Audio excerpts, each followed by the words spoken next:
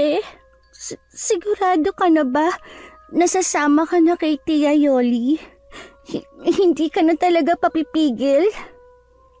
Oo, kailangan ko tong gawin para sa atin ni nanay. Paano na kami ng inay kung aalis ka na? Babalik naman ako kaagad kapag nakatapos na ako ng pag-aaral.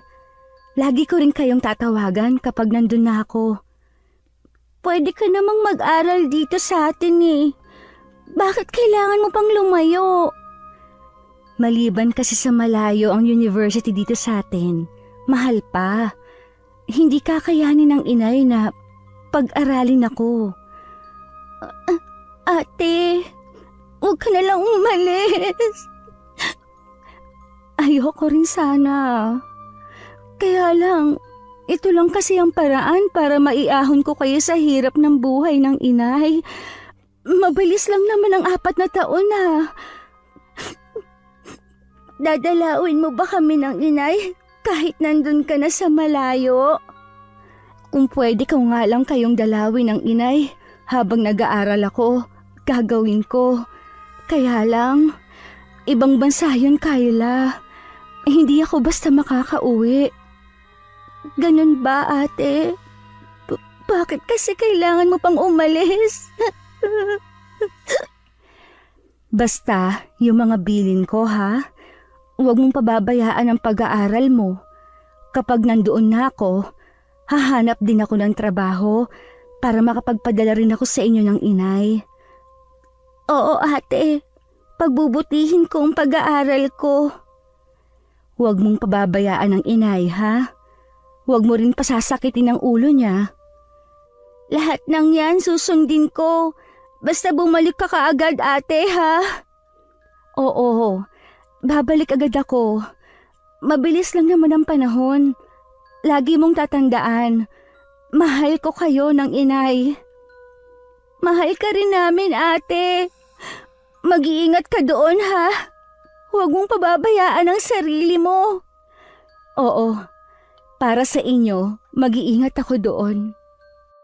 Niyakap ko pa ng mahigpit nun si Ate Faye habang patuloy sa pagtulo ng mga luha ko. Halos ayoko na siyang bitiwan nun. Mahigpit din niya ako niyakap habang hinahaplos ang buhok ko. Nakita ko ang inay na nasa may pintuan. Namumula ang mga mata. Halatang nagpipigil lang din ng iyak. Kinabukasan sinundo na si Ate Faye ng tiyahin namin. Na pinsan buo na mayapa naming ama. Nangako siya kay inay na siya ang magpapaaral kay Ate Faye. Para balang araw makatulong sa amin. Sa Maynila muna sila titigil ng ilang araw para asikasuhin ang mga papeles ni ate. Sakay ng bangkan de motor ng mga sandaling yun si Ate Faye. Panay pa rin ang iyak ko habang kumakaway sa kanya. Hindi ako umaalis sa Pampang hanggat hindi nawawala sa paningin ko ang bangka. Matulin na lumipas ang 1 taon. Ganun na rin katagal na wala kaming balita kay Ate Faye.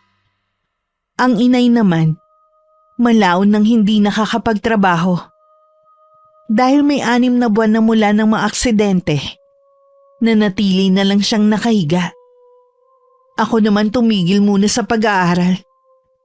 Para may pangkain kami, naglalako ako ng mga daing na isda na inaangkat ko pa sa isa sa aming mga kapitbahay. Ito. Dinalhan ko kayo ng ulam na munggo ng inay mo. Maraming salamat po, Lola Perla. Teka, may balita na ba kayo ng nanay mo sa Ate Faye mo? Wala pa nga po. Ilang beses na po naming tinawagan ang numerong binigay ni Tia Yoli, pero hindi po talaga makontak. Sana naman nasa mabuting kalagayan ang ate mo. Tiyak naman pong nasa mabuting kalagayan ng ate ko. Sadyang kinalimutan na niya kami ng inay. Siguro, maganda na ang buhay niya doon. Huwag mong sabihin yan. Mahal na mahal kayo ng Ate Faye mo. Sana hindi na lang siya umalis. Sama-sama na lang sana kami dito sa isla kahit mahirap ang buhay. Hindi nun magagawang kalimutan kayo ng nanay nyo. Marahil may malalim siyang dahilan kaya hindi siya tumatawag sa inyo. Hindi kasi natin masisisi ang ate mo. Kayo din naman ang inaalala niya. Gusto niya kayong bigyan ng magandang buhay. Kontento naman po ako sa ganitong buhay namin. Basta sama-sama lang kami. Nauunawaan kita, Ineng. Kagaya ko, kontento na ako sa buhay na meron dito sa isla. Pero hindi lahat ng tao masaya sa simpleng pamumuhay. Kaya nga ang iba nating kababaryo, mas pinili na lumayo para lang mabigyan ng magandang kinabukasan ng mga anak. Kung para po talaga sa amin ang pag-alis ni Ate Faye, bakit hanggang ngayon hindi pa rin siya tumatawag? Alam mo, hindi ko masasagot ang katanungan mong yan, Ineng. Pero nararamdaman ko na may malalim na dahilan ng ate mo. Mula nang hindi na nagparamdam sa amin si Ate Faye, nagtanim na ako ng sama ng loob sa kanya. Naisip ko kasi na sadya niya kaming iniwan. Dahil maganda na ang kalagayan niya sa ibang bansa. Habang kami naghihirap dito sa isla. Naging mahirap palalo ang buhay namin ng inay. Nang hindi ako makapaglako ng daing, kasalukuyang kasing binabagyo ang lugar namin. Walang nangangahas na pumalaot at kalabanin ng mga dambuhalang alon. Mabuti na lamang, nandyan si Lola Perla, ang mabait naming kapitbahay. Kahit hikahos din sila sa buhay, hindi niya nakakalimutang mag-abot ng konting tulong sa amin. Ayos lang ba kayo dito ng nanay mo, Kyla? Hindi ba kayo natutuluan? Nasira nga po yung dingding sa kusina namin. Dito sa kwarto, ayos lang naman po. Mabuti nga po wala nang hangin at mahina na ang ulan ngayon. Oo nga, inaalala ko nga kayo mag-ina Hindi naman ako makalipat dito. Baka ako'y tangayin ng hangin sa labas. Salamat po sa pag-aalala niyo sa amin, Lola Perla. Natutuwa po ako na makitang ayos lang kayo. Kapag gumanda na ang panahon papupuntahin ko dito si Toto para ayusin ang nasira sa kusina niyo. Maraming salamat po, Lola Perla. Mabuti na lamang po nandyan kayo. Hindi ko po talaga alam ang gagawin ko sa sitwasyon namin ng inay. Wala yon. Hindi ko naman kayo itinuturing na iba ng nanay mo siya nga pala. May dala kong tsampurado dito. Niluto ko yan kanina. Dinamihan ko na para sa inyo. Sa totoo lang, kanina pa kumakalam ang sikmura namin ng inay. Ang huling bigas namin ay nasain ko na kagabi. Mula kaninang umaga, hindi pa kami kumakain ng inay. Napalunok na lang ako dahil sa pinipigilan kong maiyak. Awang-awa na kasi ko sa sitwasyon namin ng inay ko. Para kasing ang taon na to, ang pinakamahirap sa lahat na naging sitwasyon namin. Napansin naman ni Lola Perla ang pananahimik ko at pangingilid ng luha sa mga mata ko. Malalampasan niyo rin ang pagsubok na to, Ineng. Hanggat kaya kong tumulong, nandito lang ako, ha? Nahihiya na nga po ako sa inyo Lagi na lang kaming lumalapit sa inyo para humingi ng tulong. Alam ko po kasi na nahihirapan din kayo. Huwag mong isipin ang bagay na yon. Masaya ko na tutulungan ko kayo kahit papaano. Balang araw po makakabayad din ako sa mga kabutihan ninyo sa amin. Hindi ako humihingi ng kapalit sa lahat ng naitulong ko sa inyo. Makita ko lang na maayos ang kalagayan ninyo ng nanay mo Masaya na ako. Dahil sa nagdaang bagyo, mas lalong naging mahirap ang buhay sa isla. Marami kasing nasirang bangkang pangisda. Nahirapan ng marami na makabangong muli. Hindi na rin ako makapaglako ng mga daing dahil walang isdang huli. Ayaw ko man sanang gawin ang bagay na yon, pero wala na akong pagpipilian. Pumunta ako sa palengke kung saan ako namamalimos sa mga tao Bago umuwi, bumili na ako ng 1 kilong bigas at ulam namin ng inay. Hanggang nasanay na lang ako sa ginagawa ko. Tuluyan ko nang inalis ang hiya sa katawan ko. Ang importante sa akin ay malamnan ang kumakalam naming sikmura ng inay. Hindi ko akalain na may makakakita sa akin na taga samin. At makakarating yun kay Lola Perla. Totoo bang namamalimos ka, Kayla? Opo, wala na po ako maisip na pwedeng pagkakitaan. Mas maigi na po ito kaysa magnakaw ako. Ay, delikado kasi sa isang batang katulad mo ang nasa kalye. Babae ka pa naman. Nag-iingat naman po ako. Sinubukan ko rin po na pumasok bilang tindera, pero hindi po ako tinatanggap. Siguro po dahil sa itsura kong gusgusin. Pasensya ka na, Ineng, ha? Wala man lang ako magawa para matulungan ko kayo. Hindi niyo naman po kami obligasyon, Lola. Sobra-sobra na po ang natulong niyo sa amin. Nahihiya na po ako na lagi na lang nangihingin sa inyo. Hindi malayong pagpapalain ka dahil napakabait mong bata. Huwag kang magsasawang manalangin. Hindi naman po ako nakakalimot sa Diyos. Sa tingin niyo po, naririnig niya ako?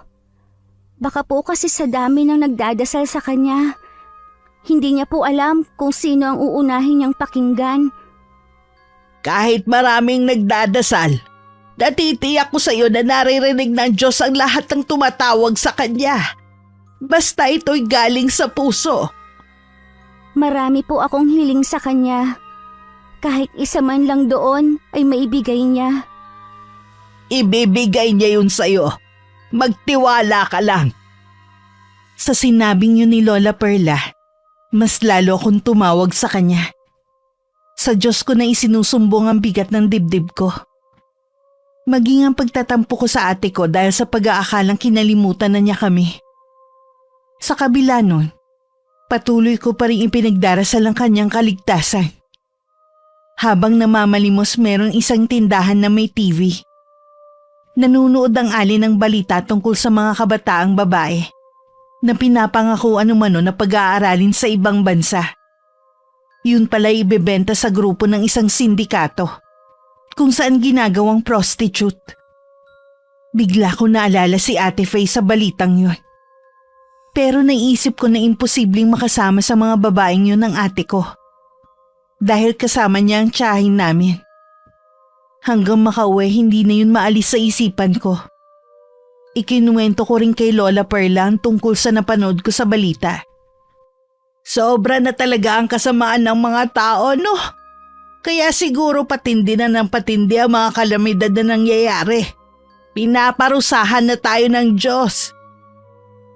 Bigla ko po kasing naalala ang ate ko. Huwag kang mag-isip ng masama, Ineng. Nasa mabuting kalagayan ng Ate Faye mo. Di ba kasama niya ang tiyahin ninyo? Opo, baka sa mga oras na ito, masarap ang kinakain niya. Hindi katulad namin ng inay. Ay, hindi natin alam, Ineng, kung ano ba talaga ang kalagayan ng ate mo.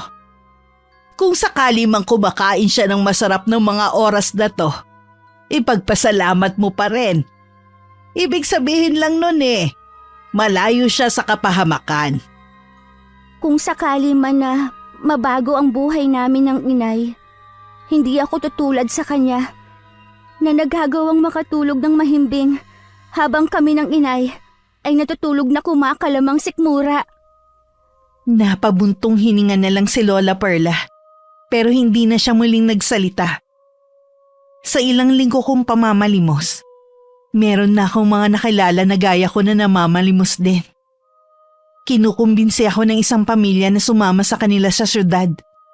Mas malaki daw ang kita dun sa pamamalimos dahil mas mapepera ang mga tao dun kumpara sa isla. Hanggang makauwi ako, pinag-isipan ko yung mabuti. Nag-aalangan ako nung una. Pero nang makita kong dinadalahit ng ubo ang inay, nilakasan ko na ang loob ko. Pero delikado sa syudad, Ineng. Maraming masasamang tao ang nakatira doon. Bakit mo naman naisipan na doon mamalimos? Kailangan ko po itong gawin. Lingguhan naman po akong uuwi dito sa atin. Kailangan ko lang pong mag-ipon, Lola, para kay inay. May sakit po siya. Kailangan ko po siyang mabilihan ng gamot. Naiintindihan kita. Pero baka meron pang ibang paraan para kumita ng hindi kailangan mamalimos ka sa ibang lugar. Wala na po, Lola. Ito na lang po ang tanging paraan. May isa po sana akong pakiusap, Lola Perla. Ano yun, Ine? Pwede niyo po bang pakitingnan-tingnan ng inay habang wala ako? Gagawin ko yan kahit hindi mo pahilingin. Talaga bang buo na ang pasya mo? Opo, Lola. Wala na pong ibang paraan eh. Kung meron lang saan ako magagawa, pipigilan talaga kita sa pag-alis mo. Kaya lang pareho tayo naghihikahos sa buhay. Kapag po bumalik ako naman po ang tutulong sa inyo, Lola Perla. Para kahit papaano ay maibalik ko yung kabutihan ninyo sa amin ng inay. Basta bumalik ka lang ng ligtas dito sa atin, sapat na. Huwag mong kalilimutan na hilingin na lagi kang gabayan ng Panginoon. Kahit saan ka magpunta, ha? Opo, Lola Perla. Lagi din po kayong mag-iingat. Nang sulyapan ko ang inay, baka sa kanyang mukha ang pagtutol sa plano ko. Tila meron din siyang gustong sabihin. Dangan lamang ay labis na apektuhan ang pagsasalita niya sa aksidente. Hinaplos ko na lang ang pisngi niya. Dumating ang araw ng pag-alis ko. Ang pamilyang nakilala ko sa pamamalimos at ang iba pang batang katulad ko ay nasa Pampang na. Hindi na ako nagpahatid kay Lola Perla. Naaalala ko lang kasi ang araw na hinatid ko si Ate Faye. Nangako pa ako sa sarili ko na hindi ko siya gagayahin. Hinihintay na lang namin ang bangkan de motor na maghahatid sa amin sa kabilang Pampang. May 2 oras din ang biyahe namin sa laot. Mula naman doon sasakay naman kami ng pampasaherong jeep. Magkahalong kaba at excitement ang nararamdaman ko ng mga sandaling yun. Nang marating namin ng syudad, labis ang pagkamangha ang nararamdaman ko. Naglalakihan kasi ang gusali na noon ko lang nakita sa buong buhay ko. Marami din mga sasakyan at halos bumingi sa akin ang kabi-kabilang busina ng mga to. Kung gaano katahimik sa isla, siyang ingay naman sa lugar na yon. Unang beses mo palang bang nakarating dito? Oo eh, ang ganda pala dito. Tingnan mo, ang taas ng building. Dati, sa TV ko lang nakikita ang mga ito. Nakakatuwa ka naman. Mula ngayon, sa akin ka na sumama. Baka kasi kung mapano ka eh. Kahit papano, kabisado ko na dito. Lagi ka bang nandito? Oo, lalo na kapag malapit na ang Pasko. Mas galante ang mga tao. Talaga ba? Oo, pero dapat mas maingat ka dito. Mas maraming masasamang tao sa lugar na to. Nabanggit nga sa akin ni Lola Perla ang bagay na yan. Akala ko ulila ka na katulad namin. May lola ka pa pala. Ang totoo niyan, kapitbahay ko lang si Lola Perla. Buhay pa ang inay ko at nakahiga na lang siya dahil sa nangyaring aksidente sa kanya. Ang Ate Faye ko naman, may 1 taon na kaming walang balita sa kanya. At least, meron ka pang pamilya. Hindi katulad ko. Uli lang lubos na.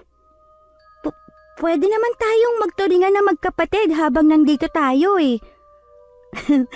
O sige, mula ngayon, ikaw nang nakababata kong kapatid. Kahit papaano, nawala ang takot ko na baka mawala ako dito. Kung hindi ko lang talaga kailangan ng pera, hindi ako pupunta sa lugar na to. Lahat naman tayo, pera lagi ang dahilan. Oo nga, pare-pareho ang problema ng mga mahihirap na gaya natin. Mabuti pa, umpisa na natin ang panlilimos para makarami tayo. Sinimulan na agad namin ang panglilimos sa kalye. Bawat nakahintong sasakyan ay kinakatok pa namin para lang manghingi ng konting barya. Nang araw na yun malaki ang kinita ko kumpara nung namamalimos ako sa amin. Dahil wala namang kaming titirahan sa lugar na yun, kung saan-saan lang kami natutulog. Minsan sa likod ng isang tindahan, naglalatag lang kami ng karton. Kahit pagod sa buong araw ng pamamalimos, hindi ako dalawin ng antok. Nakatingin lang ako nun sa mga bituin sa langit. Anong iniisip mo? Ang ate ko, nung hindi pa siya umaalis, libangan na namin ang pagmasdan ng bituin sa langit. Iniisip ko, kung ginagawa pa rin ba niya yon kahit hindi na kami magkasama. Nasaan ba kasi ang ate mo? Bakit siya umalis? May 1 taon na rin mula nang isama siya ng tiyahin namin papuntang ibang bansa para mag-aral. Mula noon, wala na kaming balita sa kanya. Kinalimutan na niya kami ng inay. Tingin ko, malapit kayo sa isa't isa ng kapatid mo. Baka naman hindi niya sinasadya na hindi magparamdam sa inyo. Ano pa bang magiging rason niya para hindi sa amin magparamdam? Marahil maganda na ang buhay niya doon habang kami ng inay ko ay naghihirap. Hindi mo ba naiisip na baka may masamang nangyari sa ate mo? Hindi ko naisip ang bagay na yan dahil kasama naman niya ang tiyahin namin. Masyado ba akong nabulag sa sama ng loob ko sa kanya? Kaya hindi ko na naisip na baka nga napahamak na ang ate ko? Marami kasing posibleng mangyari. Sana nga walang masamang nangyari sa ate mo.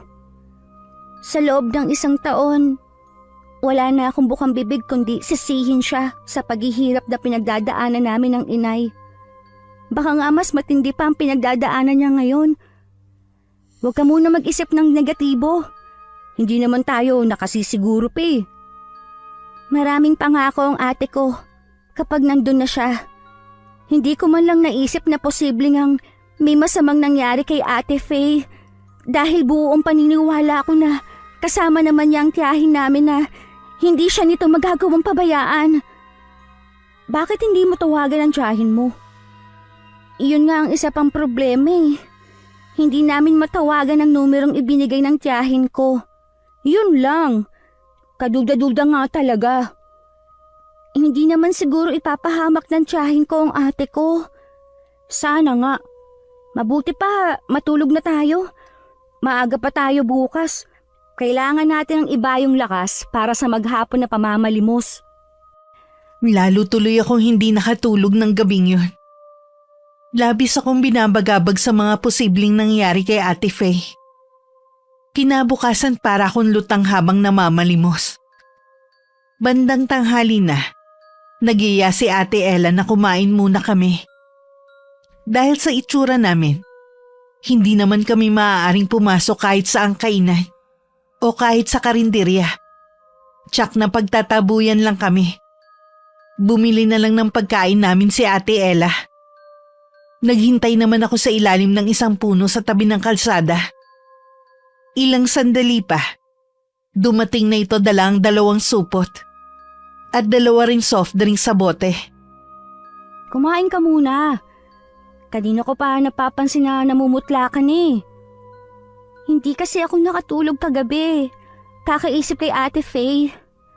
Ang tanging magagawa mo lang ay ipagdasal ang kaligtasan ng kapatid mo. Oo, gagawin ko yan. Hindi na rin ako magagalit sa kanya. Kumain ka na para makapagsimula na ulit tayo ng pamamalimos. Sige, kanina pa rin naman ako nagugutom. Oo nga pala, nasaan na kaya mga kasama natin? Huwag mo silang alalahanin. Nandyan lang sila. Kapag kasi pumupunta kami dito, kanya-kanya ng diskarte sa panlilimos at kung saan matutulog. Ay, kung mayroon lang sana akong pwedeng pagkuhanan ng pera, hindi ako mamamalimos ng ganito. Tanggapin mo na lang na itong kapalaran natin. Tsaka, anong masama sa ginagawa natin?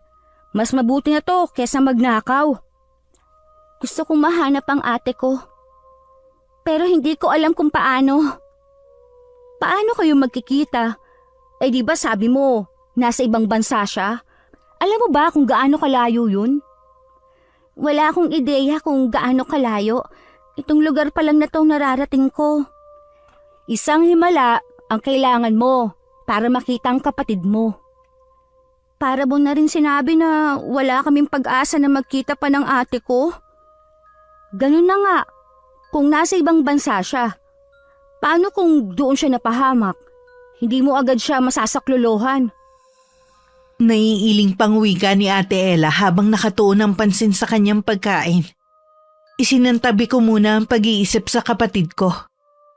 Katulad ni Ate Ella, itinuon ko na rin ang atensyon ko sa pagkain. 1 linggo na rin mula nang mamalimos kami. Kahit papano nakagamayan ko na ang buhay sa lansangan. Umulan man o umaraw, tuloy pa rin ang buhay. Pagkaraan nga ng 1 linggo, gusto ko na sanang umuwi sa amin dahil namimiss ko na ang inay at maging si Lola Perla. Huwag ka na munang umuwi. Hindi ka ba nangihinayang sa kikitain mo? Sapat na siguro tong kinita ko ng 1 linggo. Maghintay ka pa kahit 1 linggo na lang. Ako mismo maghahatid sa'yo sa isla ninyo. Kasi namimiss ko na rin ang inay.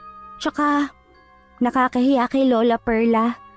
Nakisuyo lang kasi ako sa kanya na pakitingnan ng inay. Bigyan mo na lang ang Lola Perla mo ng pera pag uwi mo.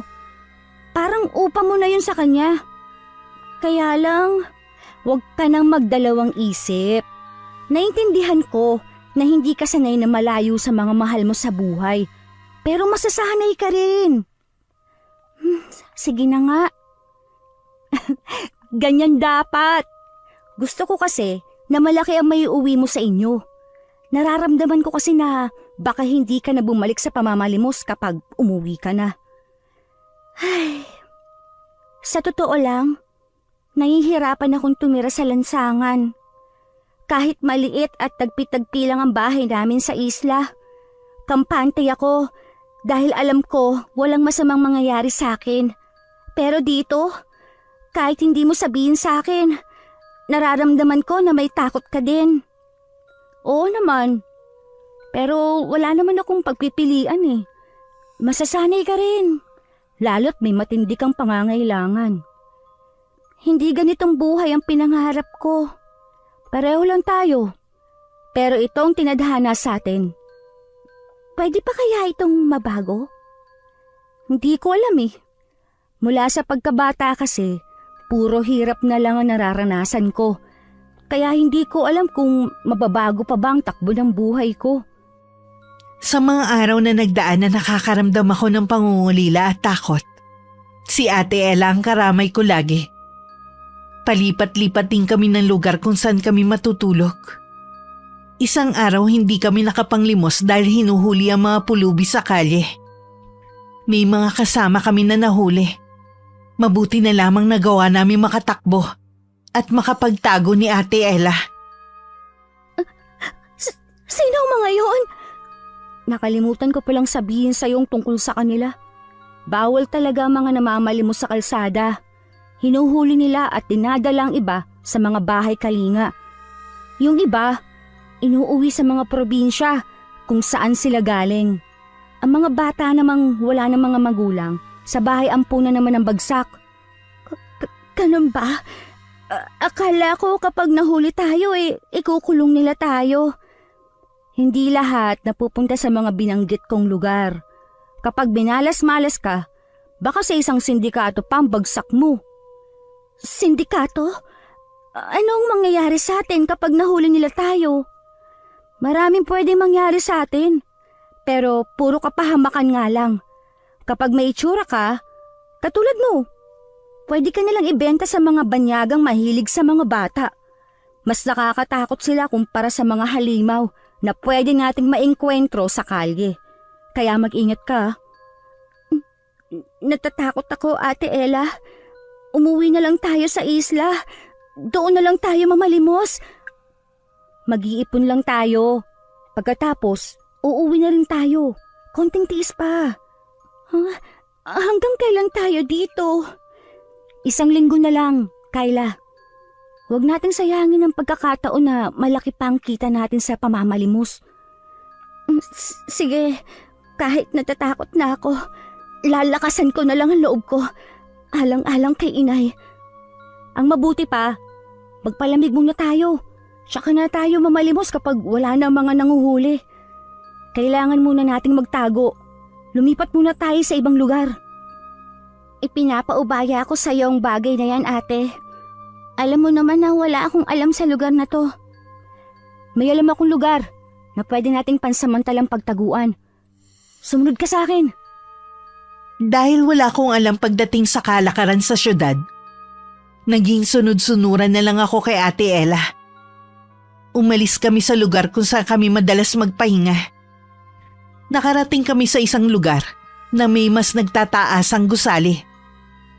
Napansin ko na mas maraming kainan doon at may ilan pang ang sarado at sa gabi lang nagbubukas. Kaya ko lang napansin na bukas na sila dahil sa mga taong dagsang pumapasok at sa iba't ibang ilaw sa labas nun. Sa isang abandonadong gusali kami nagpahinga ni Ate Ella. Bagamat kita namin mula sa pwesto namin ang nangyayari sa labas at maging ang ingay, hindi naman kami nag-aalalang mabasa ng ulan kung sakali. Hindi namin kailangan tumakbo at maghanap ng masisilungan kapag biglang bumagsak ang ulan. Ano ang tinitingnan mo dyan? Bakit hindi ka pa natutulog? Tinitignan ko lang ang mga gusali sa labas. Nakakawala naman kasi ng antok ang maharot na tugtugin. Tsaka, bakit pa iba-iba ng ilaw? Nakakahilo naman. Napaka-inosente mo talaga, Kyla. Walang kamuwang-muwang sa tunay na kalakaran ng mundo. May nakakatawa ba sa sinabi ko? Wala naman. Naisip ko na hindi ka nga bagay sa kalye. Ate Ella, may iba nga pala ako. Matagal ka na bang namamalimos? Bata pa lang ako, namamalimos na ako. Lasinggero kasi ang itay at lulong sa sugal ang inay. Pareho silang iresponsableng mga magulang. Marami kami magkakapatid pero lahat sila pinaampon ni inay pagkasilang niya sa mga yon. Ako lang ang iniwan niya para merong mag-asikaso sa kanila. Kaya nung mawala sila, para na rin akong nabunutan ng tinik. Sa tingin mo, kaya naging masama akong anak dahil hindi ko iniyakan ang kanilang pagkawala?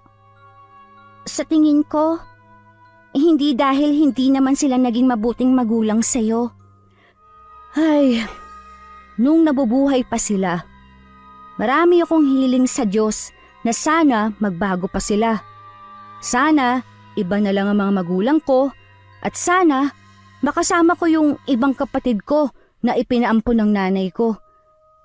Pero nung sabay silang mawala at tuluyan na akong maulila, tumigil na ako sa pagtawag sa kanya. Hindi naman niya kasi pinapakinggan ang mga panalangin ko. Mabuti pa yung masasamang tao, lalo pang pinagpapala. Ganyan din ako, pero naiisip ko na baka may dahilan kung bakit ko nararanasan ang lahat ng ito. Baka kapag nalagpasan na natin ang pagsubok na ito, sa dulo ay ang liwanag ng pag-asa. Ay, mabuti pa matulog na tayo.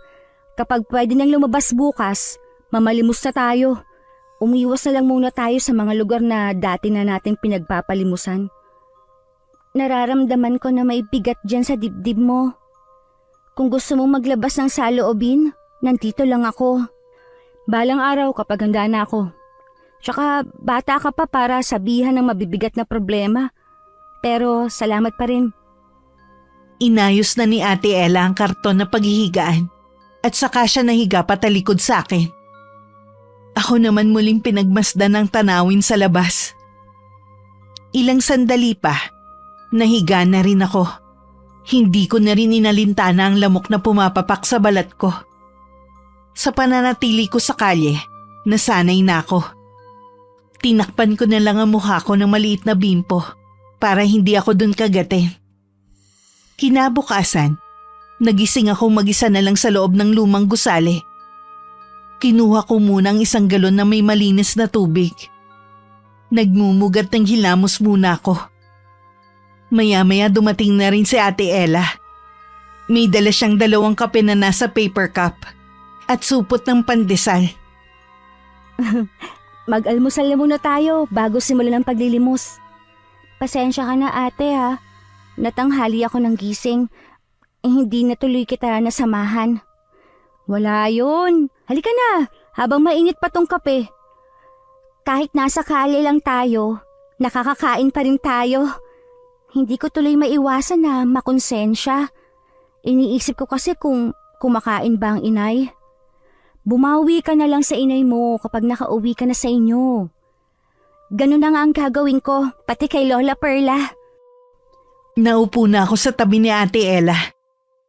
Habang kumakain ng pandesal, hindi ko maiwasang tumanaw sa labas.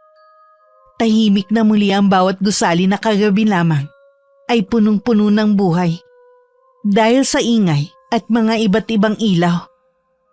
Nang maubos ang kape at pandesal, naghanda na kami ni Ate Ella para mamalimos ng araw na yun. Dahil hindi ganun katao sa lugar na yun, walang masyadong nagbibigay sa amin. Naisipan naming maghiwalay muna ni Ate Ella sa panlilimos. Sa pag-iikot ko, nakarating ako sa isang mataas na gusali. Labas-pasok ang mga tao doon. Una kong napansin ay magagara ang kanilang damit. Dala ng kuryosidad, lumapit ako sa may entrance. Doon ako naghintay para mamalimos.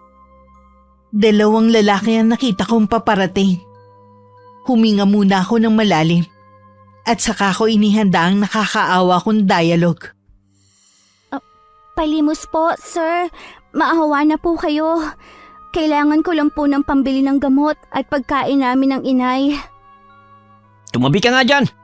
Huwag mong hawakan si boss. Hayaan mo lang siya. Opo, boss. Parang ngayon lang kita nakita sa lugar na ito.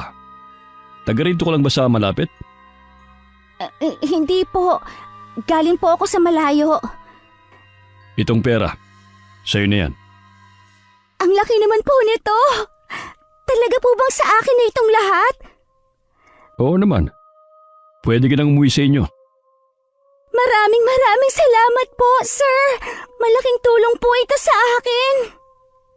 Walang anuman. Aalis na po ako. Boss, kailan pa kayo naging mabait sa mga pulubi? Maganda ang batang yun kahit payat at madungis. Sundan mo kung saan pupunta. Alam nyo na ang gagawin. Opo, boss. Dahil malapit na rin namang magtanghalian, bumili na ako ng pagkain namin sa isang tindahan. Kanina ko pa rin nararamdaman na tila merong sumusunod sa akin. Tuwing lumilingon naman ako, wala naman ako nakikitang tao. Binilisan ko na lang ang paglalakad ko papunta sa gusali, kung saan kami tumitigil ni Ate Ella. Malapit na ako sa isang masikip na eskinita nang may humila sa akin, kasabay ng pagtakip sa bibig ko. Nanlaki bigla ang mga mata ko nang makilala na si Ate Ella palang humila sa akin. Sumenya siya na wag akong maingay. Meron din siyang itinuro sa akin. 2 lalaki na palingalinga sa paligid. Tila meron silang hinahanap. Nang makalayo ang mga yun, tsaka kami lumayo sa lugar. Tiniyak din namin na hindi kami nasundan ng 2 lalaki. Alam mo bang muntikan ka na mapahamak kanina? Kilala mo ba sila? Sa itsura pa lang nila, hindi na sila gagawa ng mabuti. May hinala ako na miyembro sila ng sindikato na dumudukot sa mga babae at ginagawa mga prostitute. Ha? Hindi ko alam. Mabuti dumating ka. Kanina pa kita sinusundan. Kaya nakita ko ang pagsunod sa'yo ng mga lalaking yun. Tiyak na nakita ka ng boss nila. Kahit madungis ka at puno ng grasa ang katawan, hindi may kakaila na maganda ka. Ayoko na dito, Ate Ella. Natatakot na talaga ako.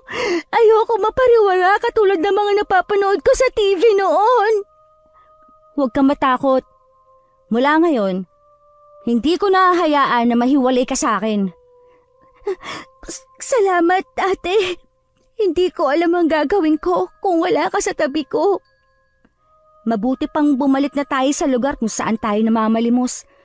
Hindi ko kasi nasabi sa'yo na delikadong lugar na to dahil dito laganap ang prostitusyon. Paano mo nalaman ang lahat ng yan? Nung bago pa lang ako dito sa syudad, isang nagtatrabaho sa kasa ang tumulong sa akin. Siya na nagmulat sa akin sa kalakaran sa lugar nito. Nasaan na siya ngayon? Matagal na rin siyang patay. Pinatay siya ng isa sa mga naging customer niya noon.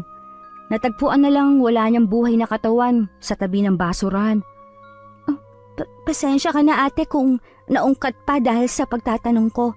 Wala yun. Matagal na rin naman na nangyari yun.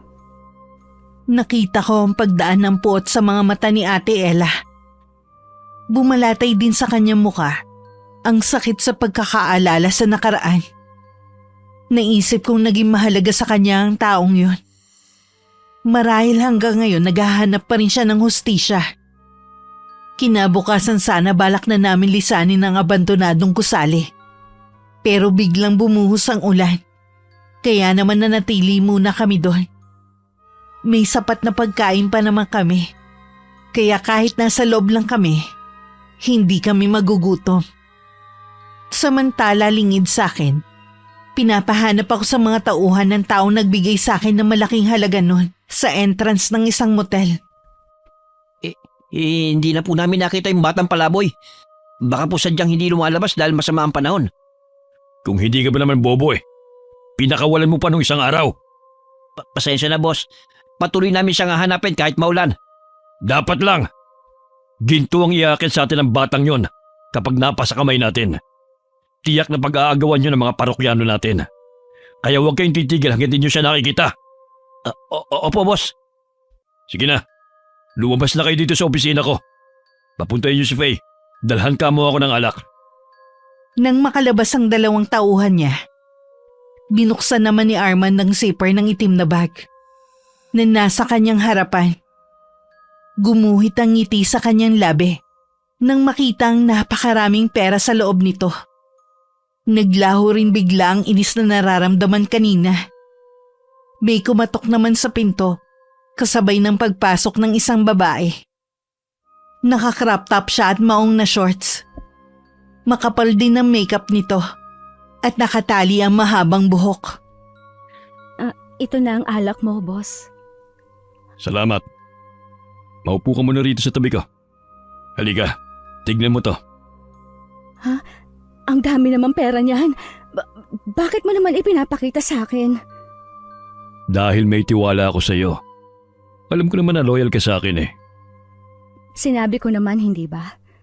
Ikaw na lang ang tinuturing kong pamilya. Wala na akong ibang pupuntahan kundi dito. Maging mabait at loyal ka lang sa akin. Malayo ang mararating mo. Oo naman. Ayoko yatang mawala ng allowance. Siya nga pala. Mag-ayos ka. May darating kang customer mamaya. Si Mr. Osman. Nagustuhan niya yung serbisyo mo nung nakaraan Kaya ikaw ulit ang nirequest niya magpaligaya sa kanya ngayong gabi. Oo, mag-aayos na ako. Nanginginig na bumalik si Ate Faye sa silid niya na nasa ikatlong palapag ng gusaling yun. Nadaanan pa niyang ibang silid na may mga bantay. Bukod tanging sa kanya lamang ang walang bantay. Dahil nakuha na niya ang tiwala ng boss ng sindikatong yun. Nang makapasok siya, agad niyang kinuha ang bote ng gamot. At saka uminom ng isang tableta. Bigla niyang naalala ang nakaraan. May isang taon nang nakakalipas. Napaniwala siya ng tiyahin namin na sa ibang bansa siya dadalhin at papag-aralin. Pero ibebenta lang pala siya sa sindikatong yun para maging bayarang babae. Mula nun iba't ibang pahirap na ang dinanas niya sa kamay ng iba't ibang customer na nagbabayad para lang makasama siya sa isang gabi. Inay, Kayla. Gusto ko na kayong makasama.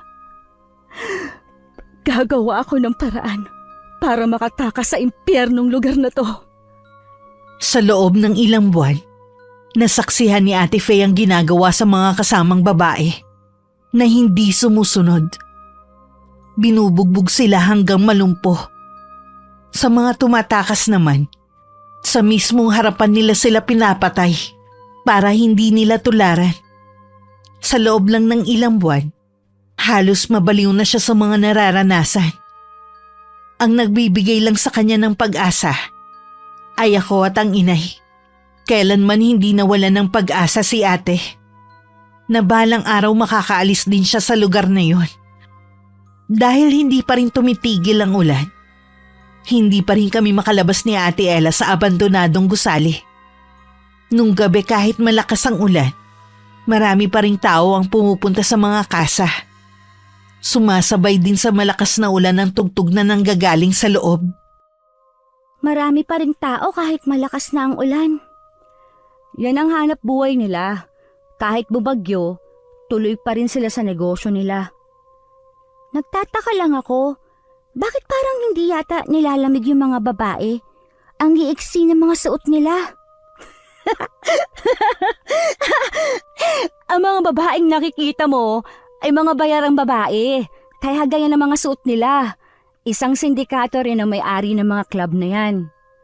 Ganun pa? Oo, dyan din dati nagtrabaho yung babaeng tumulong sa akin noon. Kaya pala marami kang alam. Kailangan na nating makaalis sa lalong madaling panahon. Ayoko matuklasan nila na dito tayo nagtatago. Sa tingin mo, ate, katulad din sa mga babaeng yan ang sasapitin natin kapag nahuli nila tayo? Mas matindi pa sa kanila. Kaya sinasabi ko sa'yo, kapag nasa labas ka ng gusaling ito, talasan mo ang mga paningin mo. Oo, ate, alam ko naman yon.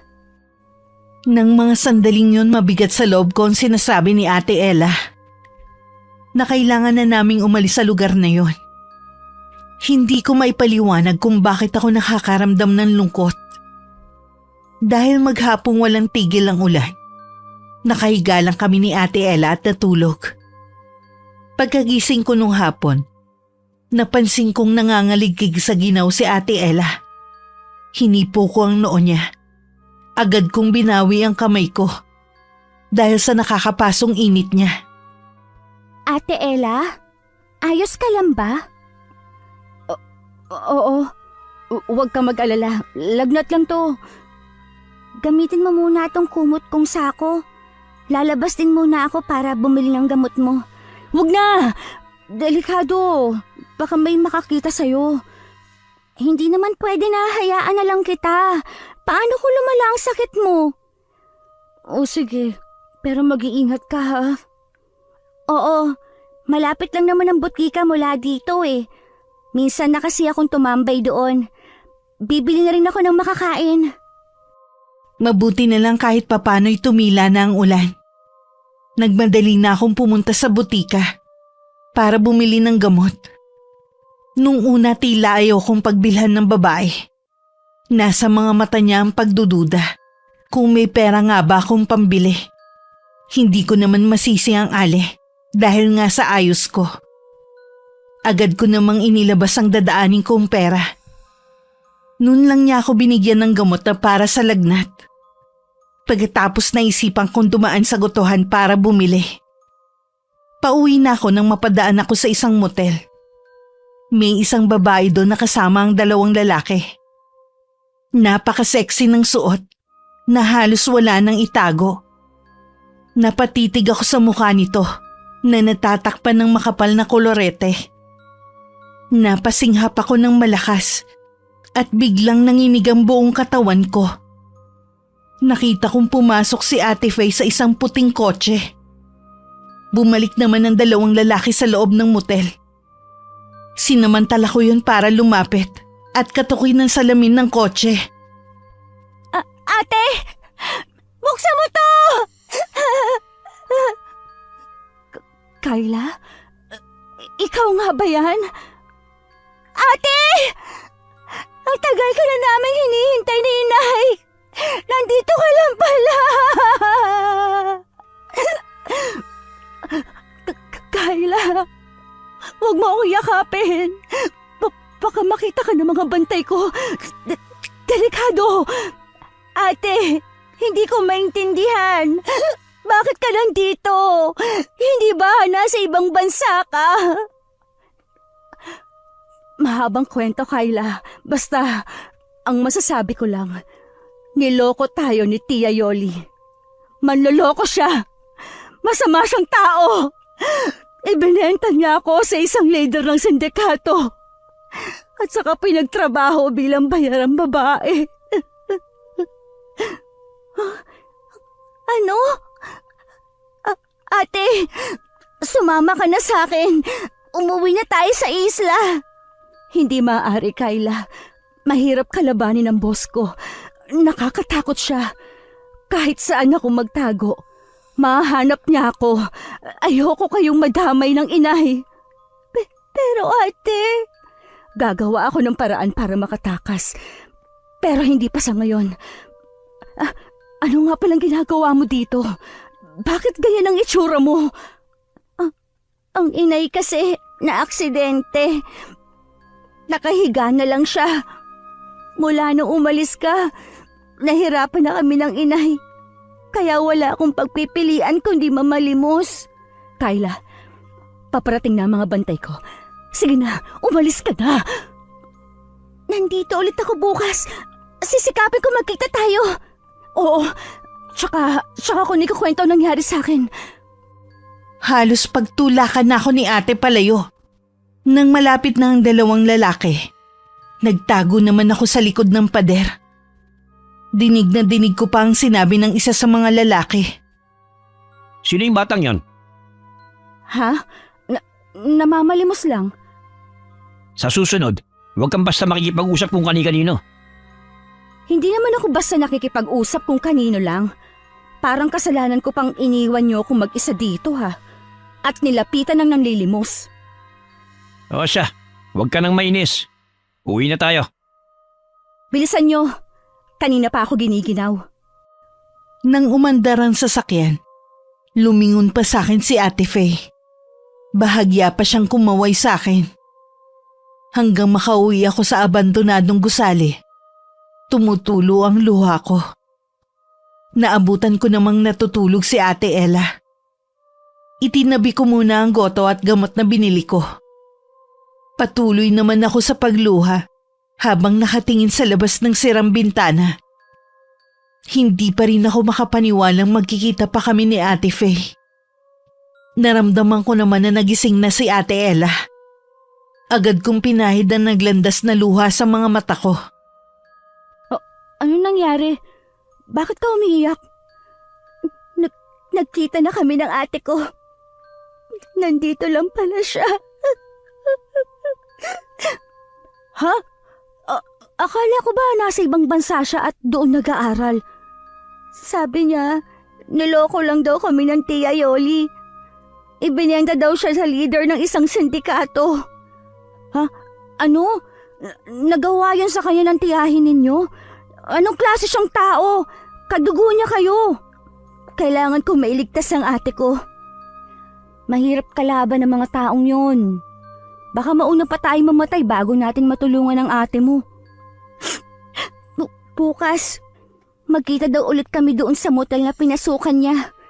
Gagawa daw siya ng paraan. Baka pwede ko na siyang maitakas. Kayla, hindi ganun kadali ang sinasabi mo. Masyadong kang delikado. Hindi ko naman pwedeng hayaan ang ate ko na nasa ganung kalagayan. Naiintindihan kita, Kayla. Pero nasa komplikado kasing sitwasyon ng ate mo. Bakit ganon? Nagkita nga kami, pero hindi naman maaari umuwi kami magkasama. Mahirap kalaban ng boss ng ate mo kung hawak nga siya ng sindikato. Sinasabi ko sa'yo, Kayla, walang nakakalabas ng buhay sa grupong yun. Hindi maaari yun. Gusto ko na makasama ang ate ko. Napahagulgul na lang ako. Kahit masama pa ang pakiramdam ni Ate Ella, lumapit siya sa akin at niyakap ako. Nang kumalma na ako, tsaka ako naman naalala na ibigay sa kanya ang gamot. Pasensya na, Ate Ella. Nakalimutan ko ibigay ang gamot mo. Kumain ka muna bago mo inumin. Medyo bumuti-buti na rin naman ang pakiramdam ko nung makatulog ako kanina. Sobra akong nakokonsensya ngayon. Ang dami ko kasing iniisip na masama kay Ate Faye. Akala ko kasi na sadya niya kaming kinalimutan ng inay. Ang swerte mo kasi itinadhana pa rin na magkita kayo. Bukas, kapag nakita kami, kukumbinsihin ko siyang sumama na sa akin. Sasamahan kita. Huwag na ate, magpagaling ka na lang, kailangan mo lumakas. Sigurado ka? Oo naman. O sige, huwag mo lang kalilimutan ng mga bilin ko. Kinabukasan pagkatapos kong mapainom ng gamot si Ate Ella, umalis na ako para pumunta sa motel kung saan ko nakita si Ate Faye. Nagtago lang ako sa mga nakaparadang sasakyan na nandun para hindi ako makita. Isang kotse ang dumating at bumaba dun si Ate Faye at 2 bantay nito. Pumasok ang mga yun sa loob ng motel. Maya-maya lumabas din ng 2 lalaki na hindi kasama si Ate Faye. Sumakay muli ang mga yun sa kotse at saka pinaandar yun paalis. 2 oras din ako naghintay doon bago lumabas na palingalinga si Ate Faye. Noon ako lumabas sa pinagtataguan ko, agad naman niya akong nilapitan at niyakap ng mahigpit. May ilang sandali rin kaming nag-iyakan bago niya ako niyaya sa isang kainan na di kalayuan sa motel. Kayla, hindi ako pwede magtagal ha. Kailangan ko rin agad bumalik. Bakit ka pa babalik doon? Sumama ka na sa akin, ate. Sinabi ko naman sa'yo, hindi ganun kadali ang gusto mo mangyari. Halang ang kaluluwa ng boss ko. Walang sinasanto. Malakas din ang kapit niya sa batas kaya hindi siya maaaring isuplong. Ibig mong sabihin, Ate Faye, habang buhay ka nalang magiging bayarang babae? Hindi, Kayla. Humahanap lang ako ng tiyempo kung paano makakatakas. Umuwi ka na sa atin. Delikadong lugar na to. Doon mo na lang ako hintayin. Hindi ako aalis hanggat hindi kita kasama. Hihintayin kita kung kailan ka makakatakas sa boss mo. Sabay tayong uuwi ng isla. Kunin mo ang perang yan. Huwag ka na mamalimos. Baka masamang tao pang makatagpo sa'yo. Ayokong mapahamak ka. Ayokong sapitin mo rin ang nangyari sa akin. Parang hindi ko kayang gastusin ng perang galing sa'yo, ate. Maaalala ko lang kasi yung paghihirap mo. Nakikiusap ako sa'yo, Kayla. Kunin mo na tong pera para may panggastos ka habang nandito ka sa syudad. Sige, ate. Palagi ba tayong magkikita? Hindi ko alam, Kayla. Kailangan ko munang hulihin ang loob ng boss ko. Tsaka ako gagawa ng paraan kung paano makakatakas. Araw-araw pa rin akong pupunta dito at magbabaka sakali na makita kita dito. Patawarin mo ako, Kayla. Hindi ko natupad ang mga pangako ko sa inyo noon. Kung hindi dahil sa akin, wala ka sana sa ganitong sitwasyon. Wala kang kasalanan, ate. Biktima ka lang ng tiyahin natin. Patawarin ako ng Diyos. Baka kung anong magawa ko sa taong yun kapag nakita kami. Pareho lang tayo ng nararamdaman, ate, kay Tia Yoli. Kung hindi ka pa talaga uuwi sa atin, iwasan mo lang ang mga lugar na delikado dito. Huwag ka mag-alala, Ate Faye. Kasama ko ang kaibigan ko. Kabisado niya dito. Ha? Sinong kaibigan? Si Ate Ella. Mabait siya at hindi niya ako pinababayaan. Natutuwa naman ako at nakatagpo ka ng mabait na kaibigan. Oo nga, ate. Sana dumating na rin yung panahon na magsama-sama tayo ni Inay. Kung alam mo lang kung gaano ko yung pinananabikan. Parang napakabilis ng oras. Nagmamadali na ring umalis si Ate Faye. Halos ayoko nang bumitaw sa kanya ng mga sandaling yun. sa sobrang higpit ng pagkakahawak ko. Sakto naman nakabalik si Ate Faye sa motel nang dumating ang kanyang sundo. Pagdating sa tinitirhan, 3 customer pa ang kailangan niyang harapin. Habang nasa loob ng banyo, nanginginig na ininom niya ang 3 tableta bago sinundan ng inom ng tubig. Ilang sandali pa, nararamdaman na niya ang tila paggaan ng ulo. Maya-maya papasuray-suray siyang lumabas ng banyo. Bumalik na tayo sa abandonadong gusali, Kyla. Baka may makakita pa sa atin dito eh. Malapit na rin naman dumilim. Sandali na lang, Ate Ella. Baka kasi dumating si Ate Faye. Bumalik na lang tayo ulit bukas. Hindi kaya may masamang nangyari na kay Ate Faye? Huwag kang mag-isip ng ganyan. Sarili mo lang ang pinahihirapan mo eh. Ilang araw na kasi siyang hindi nagpapakita eh. Hindi ko maiwasan na mag-alala. Isipin mo na lang na abala lang sa ibang bagay ang ate mo. Makikita ulit kayo. Maniwala ka lang. Sana naman walang masamang nangyari sa kanya. Tana, hindi maganda yung lagi ka na lang nag-iisip ng masama. Lingid sa akin, labis din na nag-aalala si Ate Faye sa akin. Dahil ilang araw na kaming hindi nagkikita. Ilang araw na kasing masama ang pakiramdam ni Ate Faye. Pero kailangan pa rin niyang tumanggap ng mga customer. Nakahiga siya na may kumatok sa pinto ng silid niya. Si Mario. Ipinapatawag daw siya na kanilang boss. Agad naman siyang sumunod dito. Sa kanyang pagtataka, hindi sila sa opisina papunta kundi sa basement. Habang patungo doon, hindi niya maiwasan panlamigan ng buong katawan at pagpawisan ng butil-butil sa noo. Malapit na sila sa nakapinid na pinto nang makarinig ng mga ungol at iyak na tila nasasaktan. Nang buksan ni Mario ang pinto, tumambad sa kanila ang dugoang babae na hindi nalalayo ang edad kay ate. Maraming sugat ang hubad na katawan nito na mula sa latay ng latigo. Halos pikit na rin ang mga mata nito sa matinding bugbog na inabot. Ang babae ito, nahuling tumatakas. Humingi siya ng tulong sa customer niya para itakas siya. Bakit mo ko ipinatawag dito, boss? Para makita mong ginagawa ko sa mga babaeng matigas ang ulo. Kilala mo ko, Faye. Hindi ako nagbibigay ng pangalawang pagkakataon. Opo, boss.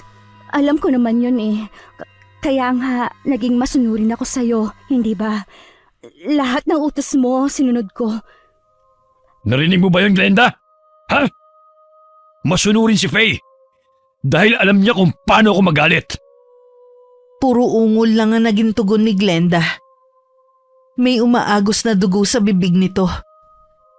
Nang bahagya nitong ibuka ang bibig, naglaglagan din ng mga ngipin nito. Halos masuka si Ate Faye. May palagay siyang pinutulan din ng dila ito kagaya ng mga naunang babae. Hindi na napigilan ni Ate Faye ang mapaluha sa sobrang awa at takot na nararamdaman para sa babae. Nagulat pa siya nang iabot ni Armand ang baril sa kanya. Tinulungan pa siyang iangat yun at itutok sa noo ng babae.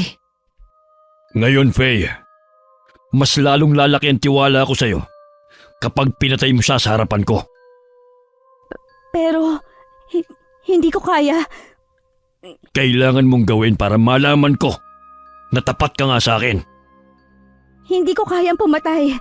Hindi ko magagawa. Hindi ko kaya. Lahat gagawin ko, wagang ito.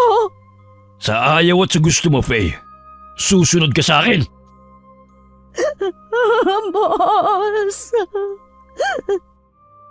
Lumapit si Mario sa kanya at tinulungan siya nito na kalabitin ng gatilyo ng baril. Umalingaw ang putok sa 4 na sulok ng kwarto na yon. Kasabay ng pagbagsak ng katawan ni Glenda sa malamig na baldosa. Nabitiwan naman ni Ate Faye ang baril at nagsisisigaw. Binuhat naman siya ni Mario at saka ibinalik sa kwarto niya sa taas. Iyak ng iyak si Ate Faye habang nasa ilalim ng shower. Hindi siya makapaniwalang makakapatay siya ng tao. Kahit hindi siya ang kumalabit ng gatilyo. Hindi ako kriminal. Hindi ako masamang tao. Hindi ko gusto mapunta dito. Patawarin mo ako, Glenda. Hindi ko kagustuhan na nangyari. Sa kabila ng nangyari, kailangan pa rin magpatuloy ni Ate Faye kung gusto pa niyang mabuhay. Makalipas ang 2 linggo, muli kami nagkita ni Ate Faye. Nagkataon na dun muli sa motel na yun siya dinala ng customer niya. Napansin ko agad ang malaking pagbabago sa kanya. Namumutla kasi siya at tila kulang din sa tulog. Ate! Sobra ako nag-alala sa'yo!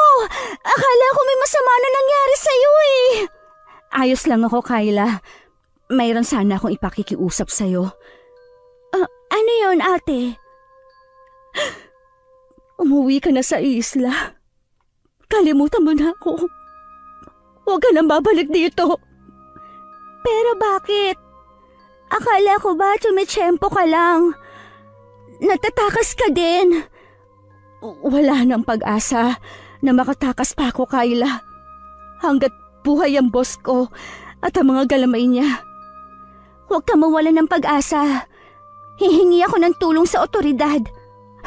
Yan ang huwag mong gagawin. Kung hindi, pareho tayong malilintikan. Walang puso ang boss ko, Kyla. Demonyo siya! Pero, hindi kita pwedeng iwan dito, ate. Hindi ko kaya. Kalimutan mo na ako. Hindi na rin ako karapat-dapat na maging kapatid mo. Marumi na ako. Baka may dala na akong sakit. Baka mahawa ka lang sa akin. Nakikiusap ako sa'yo. Huwag ka na makipagkita sa akin. Sabi mo kanina, hanggat buhay ang boss mo at ang mga galamay niya ay hindi ka makakatakas. Oo, meron na naman nga silang pinatay na kasama ko dahil nahuling tumatakas. Ayokong sapitin ng ganong kamatayan. Ayoko, Kyla. Ay, ipaubaya mo sa akin ang lahat, ate. Makakalaya ka rin sa boss mo. Magtiwala ka lang. Hindi mo siya kakayanin, Kyla. Hindi ko naman siya lalabanan ng harap-harapan eh. Alam ko na hindi ko siya matatalo. Pero may alam ako na kailanman hindi niya magagawang takasan. Kailangan ko lang ng ilang bagay. Pwede mo kayang madala yon sa susunod nating pagkikita? Oo naman, pero ano bang binabalak mo? Magtiwala ka lang sa akin, ate. Malapit ka nang makawala sa boss mo at sa impyernong kinasasaglakan mo. Kailangan mo lang makipagtulungan sa akin. Naguguluhan man tumango na lang si Ate Faye. 3 araw bago ulit kami nagkita ni ate. Dala na niya ang mga hinihingi kong gamit. Sa loob ng banyo sa isang mall kami nagkita.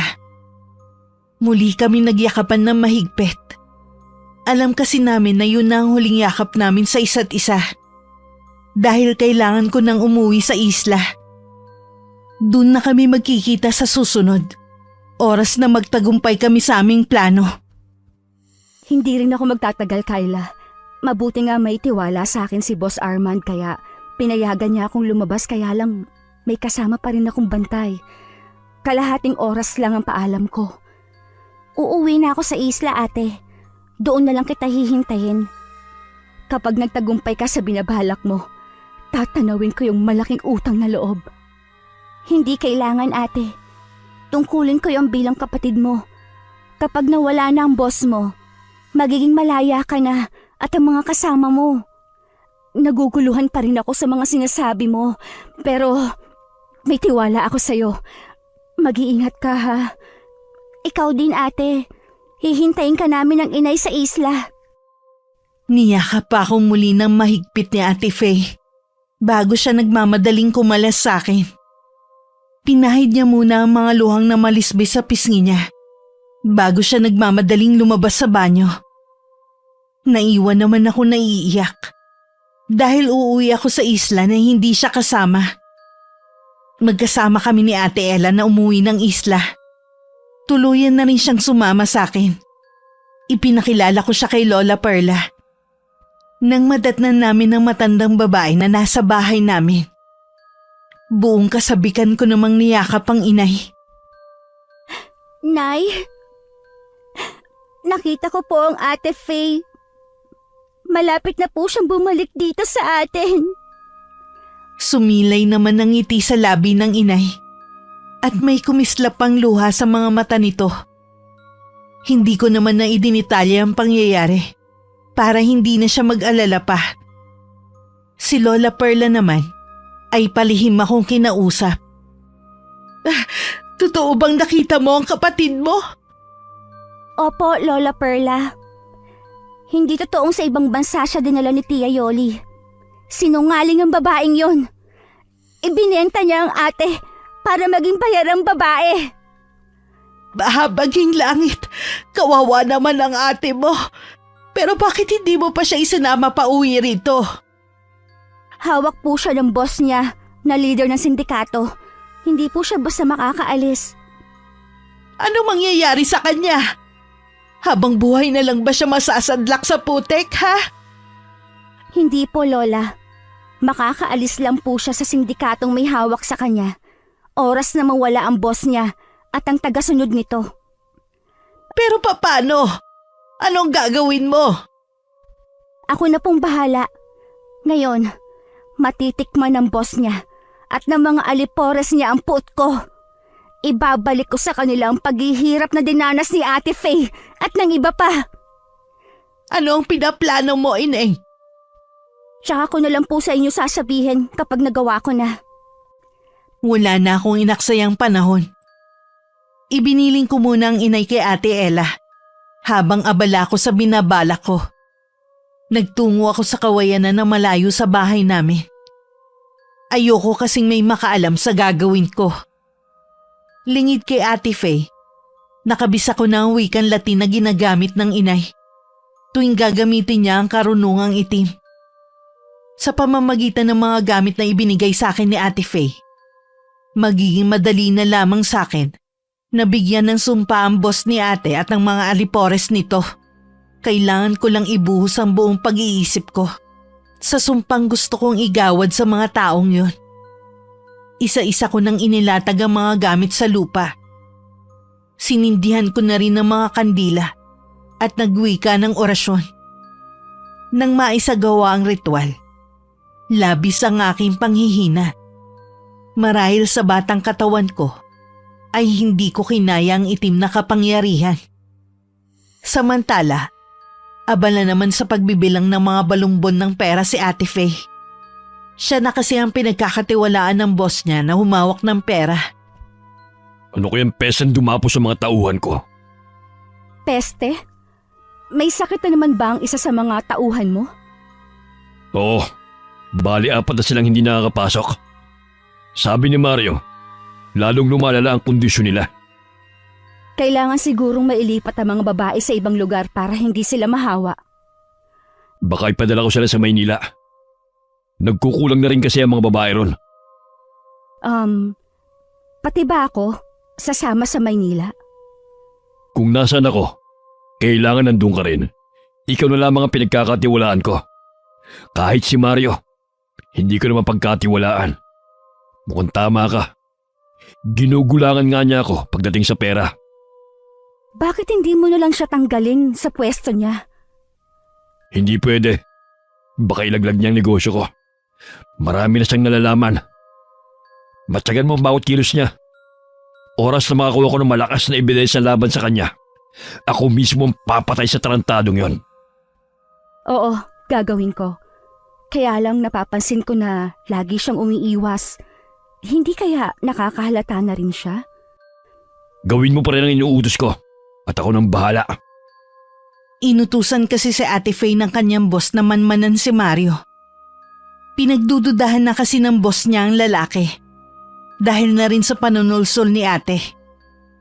Ngunit hindi pa man natatapos ang linggong yun. Ang mga naunang nagkasakit ay mga namatay na. Sumunod naman ang iba na nagkasakit, kabilang na si Mario.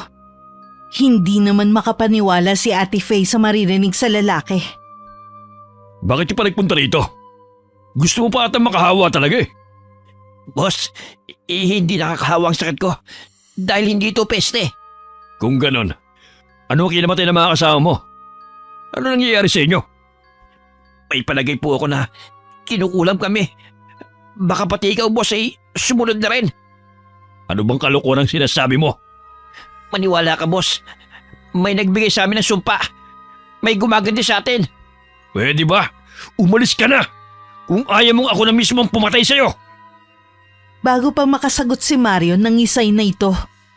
Bago bumagsak sa sahig. Nagulat sila ate. Dahil nilabasan ng iba't ibang insekto ang lahat ng butas ng katawan nito. Kitang-kita nila kung paano kainin ng mga malalaking uod ang laman nito. Halos bumaliktad ang sikmura ni ate, kaya napatakbo siya palabas. Puno naman ng sindak ang itsura ni Armand. Nag-utos siya sa mga tauhan na itapon sa dagat ang katawan ni Mario. Sa kabila ng mga pangyayari, tuloy pa rin sa operasyon nito si Armand. Kumuha siya ng mga bagong tauhan, kapalit ng mga nalagas na tagasunod niya. Nandiyan ang regular mong customer. Nung nakaraan, nagrereklamo siya sa akin. Hindi raw siya nasiyahan sa serbisyo mo. Kailangan mong bumawi sa kanya ngayon. Masama lang kasi ang pakiramdam ko noon. Pangako, babawi ako mamaya. Sige na, ayusin mo ng sarili mo. Naiiyak na lang si Ate Faye habang patungo sa kwarto, kung saan naghihintay ang customer niya. Buong akala niya kasi, dahil may tiwala na sa kanya ang boss niya, hindi na siya nito ibebenta sa mga parokyano. Nagkamali siya. Halos umapaw ang puot sa dibdib niya para dito. Hindi alam ni Ate Faye, ang galit sa puso niya ang isa sa mga sangkap para mas lalong maging malupit ang sumpang iginawad ko sa boss niya. Dahil sa matinding pagod na nagdaang gabi, napahaba ang tulog ni Ate Faye.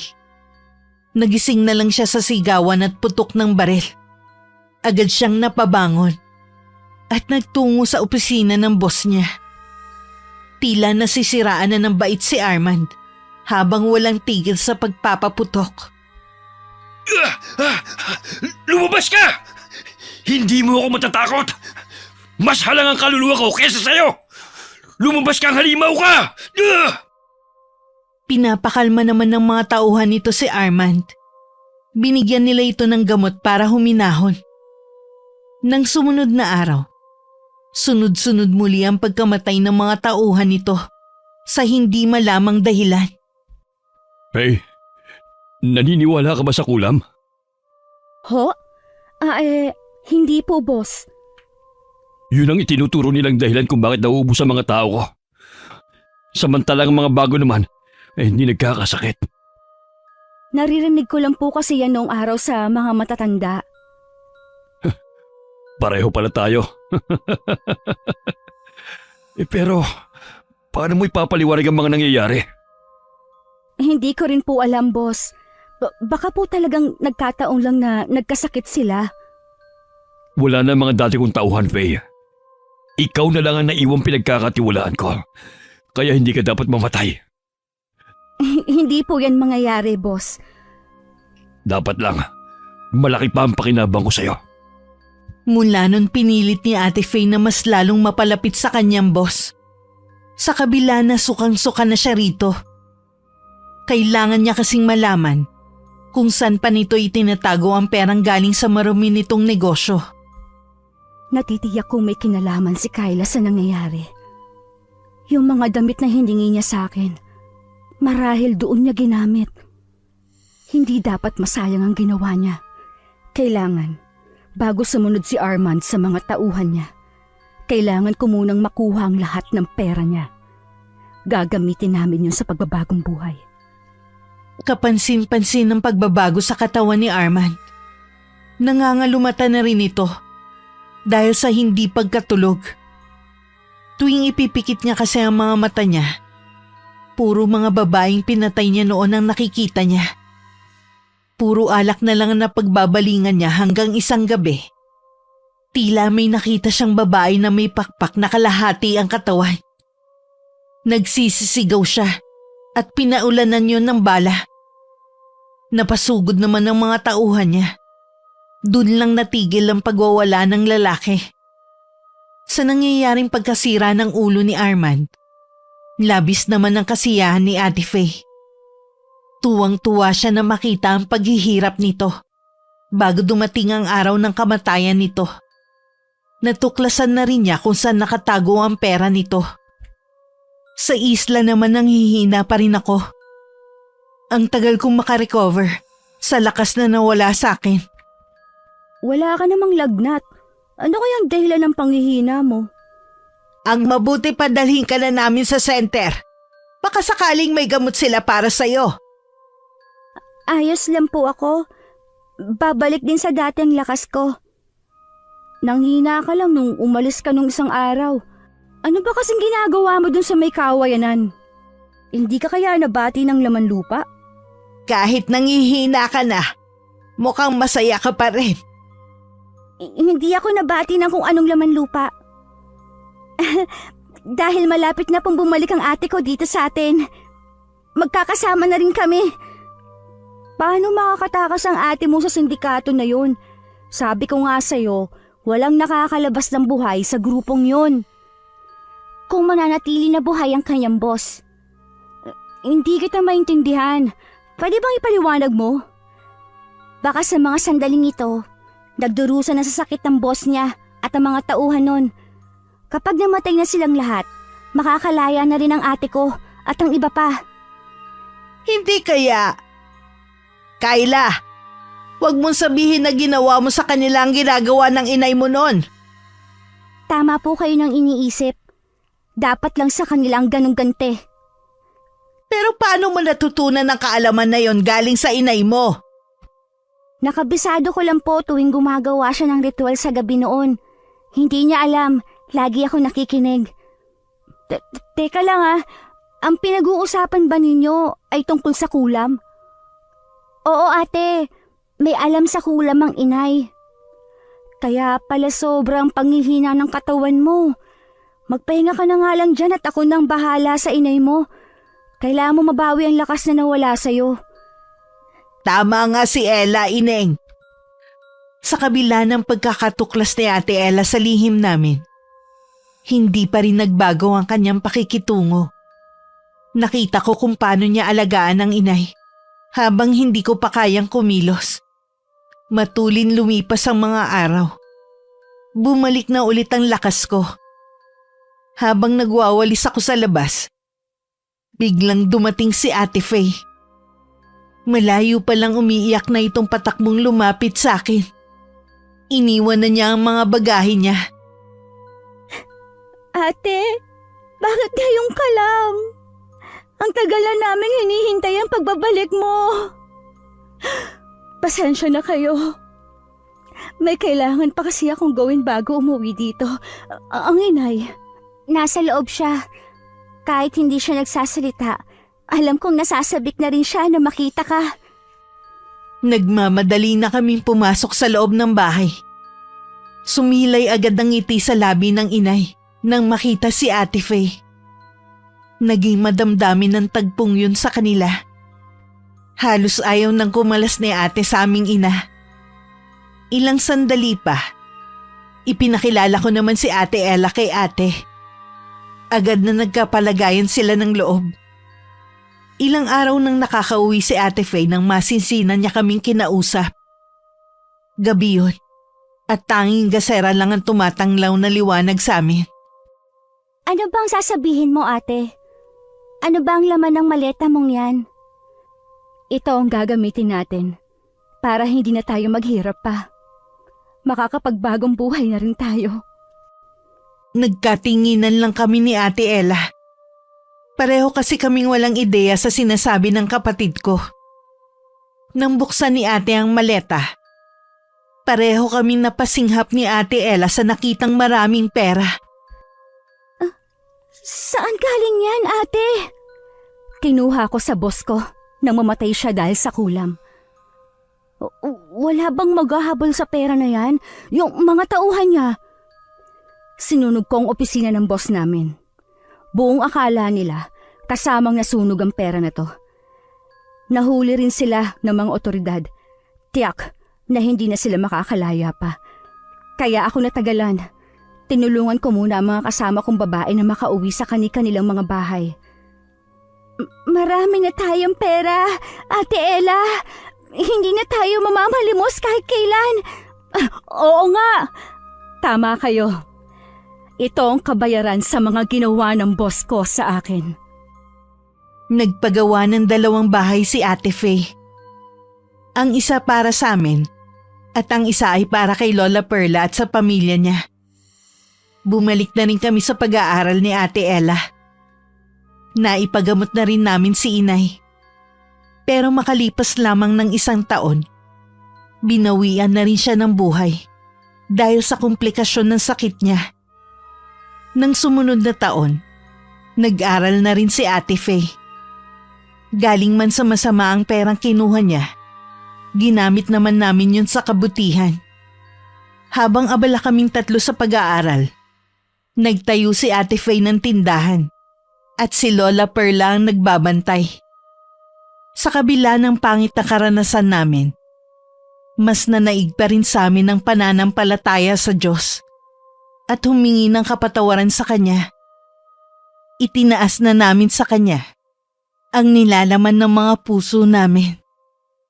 Wakas,